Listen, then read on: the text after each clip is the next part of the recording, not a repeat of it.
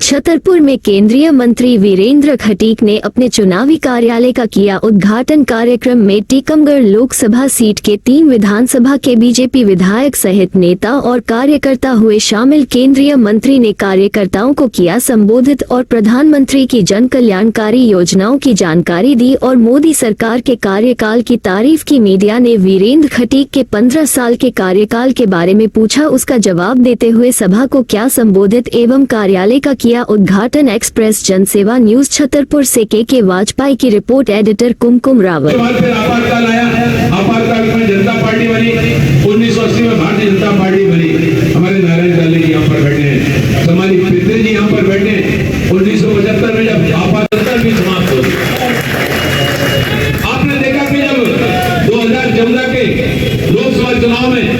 2 सांसदों वाली पार्टी 282 सांसदों के साथ में जब लोकसभा में पहुंची और उद्घाटन किया गया, पार्टी ने फिर पुनः विश्वास किया आप पर। किन मुद्दों पर लेकर चुनाव में मैदान में आएंगे और क्या कहेंगे? देखिए, मुद्दे तो यह है कि भारतीय जनता पार्टी इस समय देश की जनता की आशाओं का, आकांक्षाओं का और विश्वास का प्रतीक बन गई है। भारतीय जनता पार्टी ने देश के प्रधानमंत्री आदरणीय नरेंद्र मोदी जी के नेतृत्व में 2014 से जिस तरह से एक सामान्य व्यक्ति के मन में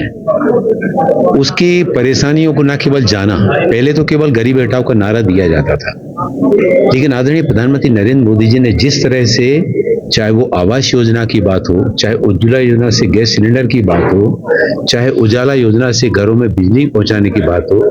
सौभाग्य योजना से 18,444 गांव में बिजली पहुंचाने की बात हो, प्रधानमंत्री गरीब कल्याण अन्न योजना से 80 करोड़ लोगों को 5 किलो प्रति व्यक्ति मुफ्त राशन देने की बात हो,